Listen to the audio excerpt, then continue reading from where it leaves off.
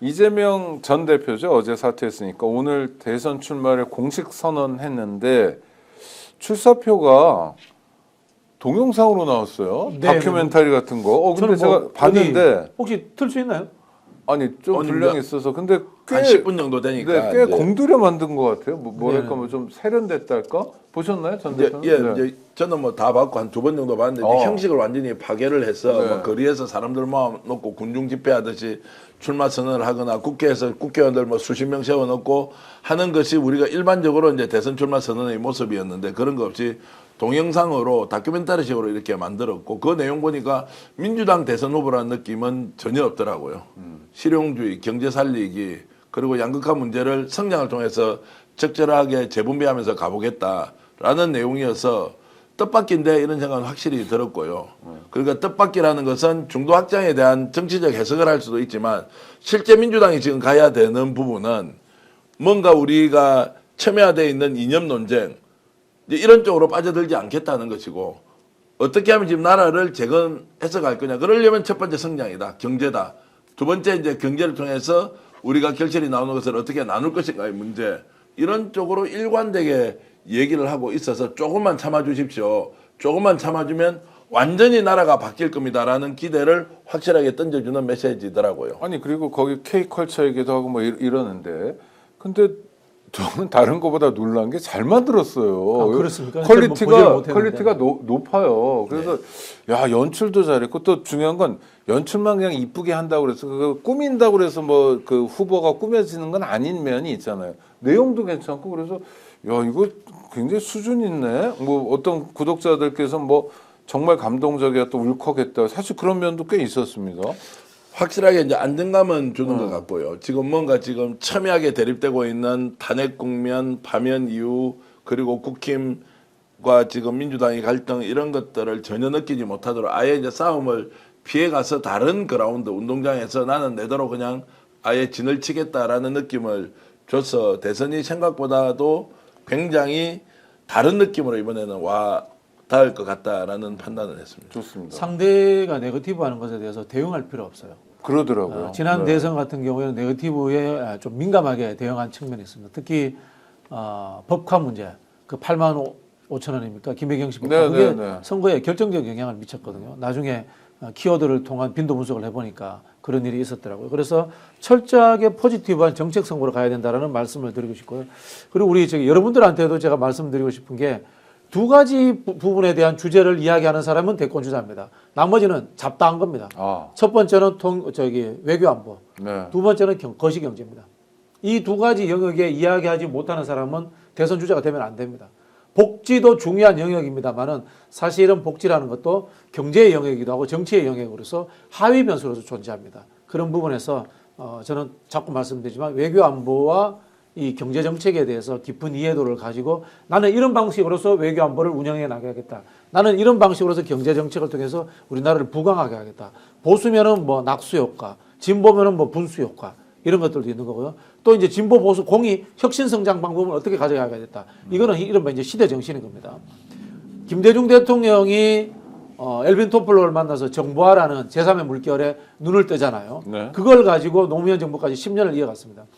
이재명 대표가 최근에 유발 하라리를 만났습니다. 제가 봤을 때는 AI, 반도체라는 것을 가지고 대한민국 10년은 먹고 살 수 있다는 생각을 갖고 있을 겁니다. 이게 미래 혁신 성장입니다. 그 담론에 대한 이해도가 없는 사람은 절대 대통령으로 나와서도 안 되고 뽑아서도 안 된다는 것을 꼭 말씀드리고 싶습니다. 뭐 그러면은 집에 가야 될 분들이 많은데 거의 다 집에 가야 됩니다. 수준들이.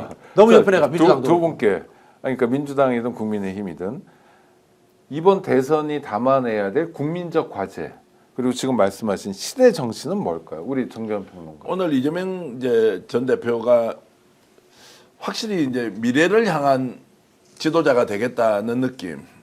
국민들은 지금 윤석열에 대한 심판이 주류 아닙니까? 네. 그리고 탄핵 이후 우리가 탄핵 과정에서 겪었던 이런 것들을 어떻든 응징 투표를 통해서 국힘 또는 내란 잔당을 끝까지 우리가 역사적 심판을 하고 거기에 내가 적극적으로 참여하겠다라는 걸로 완전히 응축되어 있지 않습니까, 지금.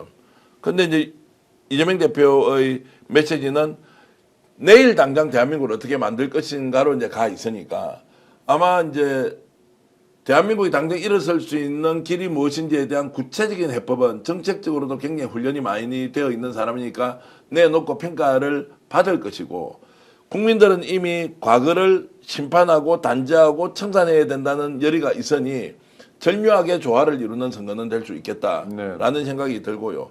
역시 윤석열에 대한 이제 평가나 심판 문제는 이미 우리 국민들이 지금 쌓아놓은 이런 역사적 심판의 분위기에서 그대로 가면 될 거고 이재명 대표는 경제를 지금 어떻게 살리느냐 문제로 집중해서 살림살이 문제 외에는 다른 이야기가 할 게 있겠느냐 지금 당장 이런 부분이 이제 가장 중요하다고 봅니다. 뭐 어휘를 만들자면 저는 뭐 선진민주주의 국가, 선진민주주의. 선진국이면서 민주주의도 같이 하는 이게 선진국이라는 것은 경제를 이야기하지 않습니까? 민주주의는 것은 정치라니까 선진민주주의 국가가 지금 한국 사회 화두가 돼야 되지 않나 이런 말씀을 드리고 싶고요.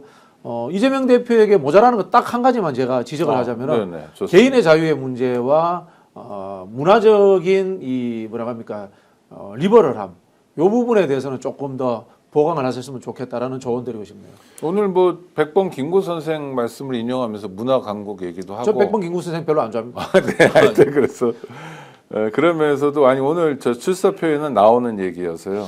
느낌으로는 이랬습니다. 저는 이제 굉장히 폭넓은 영역에서 인재를 중용할 가능성이 높다. 민주당이 가지고 있는 정치적 아이덴티티, 정체성은 유지하겠지만 사람을 찾아서 쓰는 쪽은 경제성장 문제, 그리고 공정한 분배 문제, 그리고 내수시장 활성화 문제, 국가가 오히려 투자의 주체가 되어서 신산업 쪽에는 엄청나게 재정적 투자를 하겠다라고 하는 걸로 봐서는 지금 민주당의 인프라로 충분히 되겠느냐? 그게 부족하면은 바깥에서 훨씬 더 많은 사람들을 수혈해서 보수 진보로 나누는 정권의 문제가 아니고 국가가 지금 사실상 망하고 있는 상황에서 어떻게 하면 재설계를 통한 국가 재건을 할 수 있느냐라는 부분으로 가면 굉장히 폭넓은 영역에서 사람들이 충원이 되어서 국정 운영을 하겠다라는 생각은 그게 이제 실용주의죠. 예.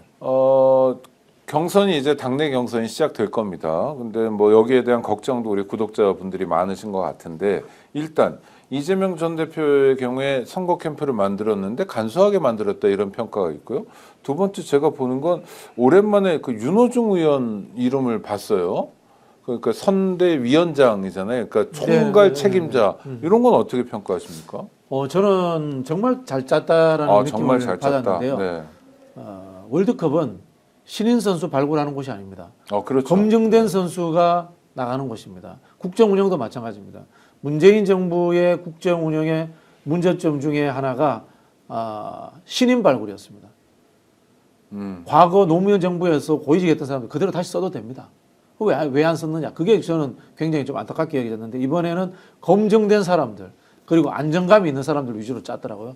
그런 부분에서 상당히 저는 뭐 기대를 해봅니다. 그럼 이를테면 5선이던데 윤호중 의원은 검증된 사람이고 안정감 있는 그렇죠. 사람이라고 네. 보시는 거군요. 네네. 네.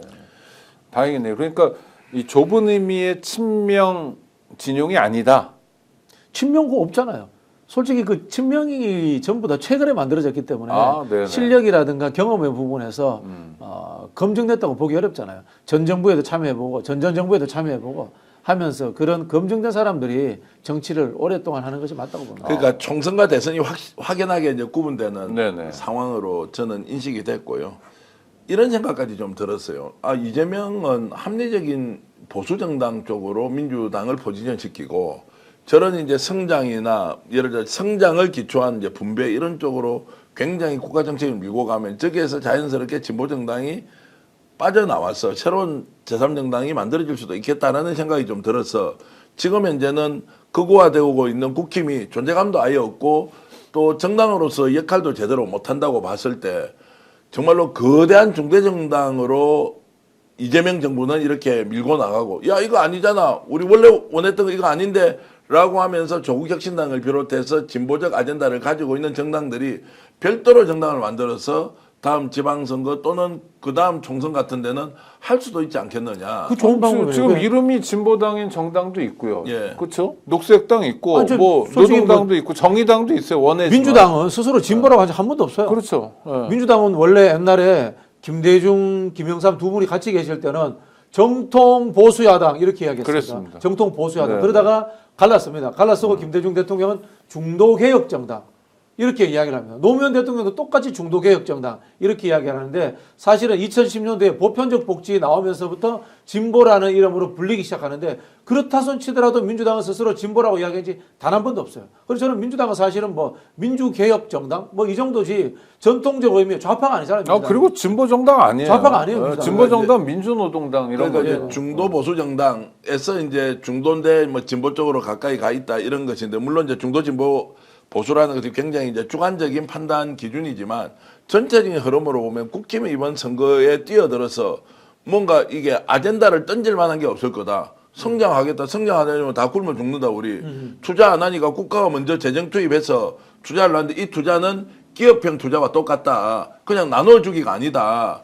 이런 방식으로 국가 주도적인 경제 개발을 하고 그리고 성장을 통해서 분배도 적정하게 하겠습니다. 문화강국 만들겠습니다. 이게 지금 들어보면 보수정당 국힘에서 예를 들어서 합리적 보수주의자가 던질 만한 내용을 이미 선점을 하면서 이재명 대표가 다 던져버렸다. 그럼 국힘은 뭘 가져오겠나? 이재명 저 죽이자 이렇게밖에 안 나올 건데 너 친중이다 종북 좌파다 이렇게밖에 이제 갈 수 없지 않느냐. 지금 사실 이제 한국 사회든 이제 세계사적 조류가 신자유주의는 거의 또 소멸했잖아요. 그죠? 네. 미국도 이제 신보수주의잖아요. 뭐 그다음에 뭐 그 보호무역주의인데 그러면은 인류의 역사에서 국가가 정치에 개입 안 한 적, 저기 경제에 개입 안 한 적이 언제 있습니까? 없죠. 그 네. 아담 스미스가 있는 그 보이지 않는 손이 시장을 지면 그 새빨간 거짓말이에요. 존재하지 않았던 거고 한국의 역사에도 보세요. 박정희도 그럼 좌파야. 박정희가 국가사회주의 아닙니까? 어마어마한 솔직히. 국가주도죠. 좌파죠. 네. 그러면 김대중도 좌파야. 김대중도 IT 산업 국가주도로 육성했고 노무현도 좌파야. 국가주도로 삼성 지금 글로벌 기업 되는데 많이 도와줬고 그 결국은 이게 중요한 것은 그런 것이 국가가 어느 정도 개입하느냐 문제가 중요한 것이 아니라 국가가 그걸 해주고 정치인이 뒷돈 받아가지고 지 호주머니 챙기고 나쁜 짓 하느냐 안 하느냐 이거의 문제로 접근해야 돼요. 저는 그런 부분에서 경제를 좌파냐 우파냐로 나누는 것 자체가 무의미하다는 생각이 들고 국가를 운영하는 사람들은 늘 국가가 경제에 뭘 해주실 것인가 이거에 대해서 고민해야죠. 그 고민 안 하면은 국가 지도자가 될 생각을 안 해야죠. 공공에서 일단 기본적으로 뭐 도로 같은 걸 깔아주고 인터넷도 그래서 망을 공공에서 깔아주고 KT 이런 데서 거기에 우리가 붙여가지고 여러 사업도 창의적으로 하고 이렇게 가야지 민간이 어떻게 그걸 다 합니까? 국가 역할이 그건데 그것 때문에 세금 내는 건데 하여튼 그런 좀 내용 있는 정치를 오늘 제시한 것 같아서 저는 마음에 들더라고요. 그런데 김동연, 김두관 전현직 지사 뭐 이런 분들도 경선에 나오는 것 같은데 의미가 좀 있습니까? 저는 뭐 제대로 좀 논쟁하고 경쟁했으면 좋겠습니다. 뭘 가지고 과거에 무엇이었다가 아니라 대한민국을 지금 어떻게 만들어 갈 것인지에 대한 그리고 민주당 내에 가지고 있는 이런저런 논란의 요소보다는 국민들이 가지고 있는 일반 정서를 가지고 나는 당신과 생각이 다르다. 이건 이렇게 가야 한다. 저건 저렇게 가야 한다. 라고 하면서 생산적 논쟁을 하고 이재명 대표가 1등 될 거 아닙니까? 그러나 김동연 지사나 김두관 그 지사 같은 경우도 충분히 자기가 정치적 자산을 확보하는 공간으로 이번 대선 경선을 써야지. 전에처럼 야 이재명 알고 보니까 누군가 뒷배에 있어서 어떻게 되었니? 개딸들이 나서가지고 나라 망쳤니? 그 사람들이 하나회 출신들과 똑같다. 뭐 이런 방식으로 논쟁을 해버리지 않습니까? 그러면 대선 경선도 엉망되고 본인의 정치적 미래도 저는 매우 어두워질 것이다 이런 생각을 합니다. 근데 저기 윤호중 의원을 왜 이리 싫어하죠? 모르겠어요. 이유는 제가 한번 말씀을 드려야 될 것 같은데 그러니까 말해주세요. 여러분들의 오해가 있습니다. 첫 번째, 김건희 앞에서 웃었다. 이건 저도 뭐 할 말이 없습니다. 웃음이 나와서 웃었는데 김건희를 좋아해서 웃었는지 그건 제가 알 수 없으니까 제가 말씀드릴 아니 수 그러니까 김건희 앞에서 웃겨서 웃을 수도 있고 뭐 김건희가 가짜는 인간이어서 웃었을 수도 있는데 그건 제가 그거는 말씀을 중요한 드릴 수 문제는 없고요. 아닌 것 같고요. 두 번째 네. 이제 그 법사위에서의 법사위를 양보하느냐 문제인데요. 네. 이거 저기 진짜 진실을 밝히고 싶어요. 이거 윤호중이 한 거 아니에요. 윤호중 원내대표는 그때 뭐라고 했냐면은 법제위와 사법위로 두 개를 나눈다는 가정하에 양보할 수 있다라고 이야기를 했고 그것을 그 다음 원내대표한테 넘겼어요. 네네. 실제로 법사위를 넘긴 것은 그 후임 원내대표입니다. 그러니까 법사위 위원장을 윤호중 당시 원내대표가 국힘 계열의 정당에게 선물로 던져준 던진 적이 게 없습니다. 아니다. 없습니다. 사실관계가. 없다라는 말씀을 제가 네. 다시 이 분들이 모르고 이제 이야기를 하시는 네, 거고요. 그 다음에 지금 이번에 이재명 아니 윤호중 실드 치려는 게 아니라 사실을 사실관계를 이야기하는 말씀드리는 사실을 겁니다. 이야기하는 네. 겁니다. 그 제가 늘 말씀드렸잖아요. 저기 우리 스픽스의 댓글이 좀 그렇다고. 뭐요? 그게 왜냐면 자기들도 욕하는 나도 욕해도 되지 뭐 못할 게 있어. 그런 아니, 부분을 뭐 말씀을 드리는 얼마든지 거고 질문하셔도 벡터 수준이 되는 좀 거고요. 떨어져 한 번씩 보면 네, 그런 게 네. 있고 그다음에 또 뭔가 하면은 이재명 대표가 이번에 그냥 윤호중을 찍은 게 아니에요. 수십 명의 사람들한테 제일 적격자가 누군지 개혁적이면서도 통합적으로 일을 잘하는 사람이 누군지 추천을 받았어요. 그랬겠죠. 제일 많은 추천을 받은 사람이 윤호중 의원이에요. 네. 아니 그리고 이재명 전 대표 입장에서도 사실 자기가 나가는 마지막 선거잖아요, 그렇죠? 네. 뭐 이번에 떨어지면 또 국회의원하고 이런 것도 아닐 거고 사실 어떻게 정말- 살지님이 똑똑하시네. 예. 네, 아 그렇습니까? 뭐라 그러셨는데요?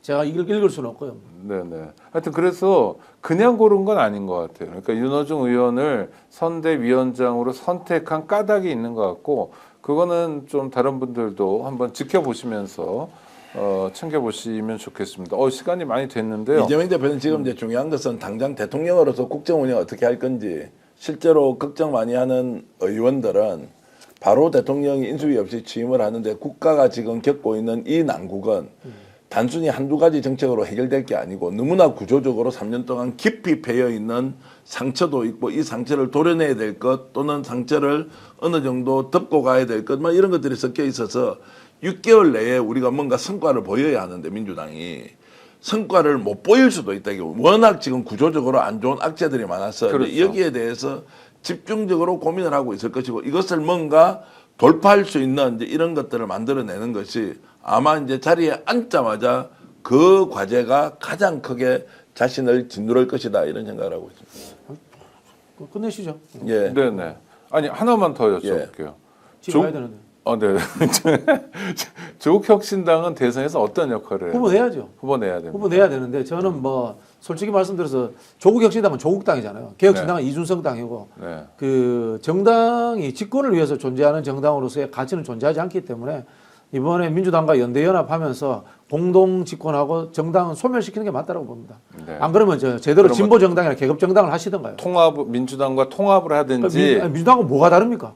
네. 조국혁신당이 조국이 스타라는 것 외에 민주당하고 다른 게 뭐가 있습니까? 네. 저는 다른 게 없다고 봅니다. 아니면 아까 말씀하신 대로 진보 정당으로 정확히 진보 정당을 하든지. 네. 첫 번째는 조국혁신당에서 12명 국회의원들 중심으로 조국혁신당의 안을 단일하게 해야 한다. 이견이 있을 수 있어요. 그런데 각자 자기 생각대로 바깥으로 이렇게 뿌릴 게 아니라 작은 정당이기 때문에 견해가 다른 것을 하나로 뭉쳐서 원 메시지로 국민들한테 전달해야 돼요. 네. 그러면 대선 후보 어떻게 할 것이냐. 의원들이 12명 책임지고 정해라. 자, 이걸 가지고 두 번째는 당원들을 설득하거나 동의를 받는 과정이 있어야 돼요. 후보를 낼 거냐 말 거냐, 무엇이 옳으냐 그르냐 할 시간이 없어요, 조국혁신당이. 그렇죠. 그런데 이게 조국혁신당이 지금 가장 혼란스러운 거는 외부에서 봤을 때, 야, 조국혁신당은 어떤 방향으로 이번 대선 치르겠느냐라고 질문했을 때 정해진 게 없어요. 정해진 게 없으면 후보를 내야 한다는 것도 당이고 후보를 내지 않는 것도 당인데 이거 어떻게 하냐고 빨리 결정하시라고 의원들이 결정해야 된다는 것이고 당원들의 동의를 그 다음에 받는 것이 순서라고 봅니다. 오늘 방송 어떠셨습니까? 마음에 들었다면 구독, 좋아요로 스픽스를 응원해 주십시오. 여러분들의 구독, 좋아요는 가장 큰 힘이 됩니다. 스픽스 구독, 좋아요.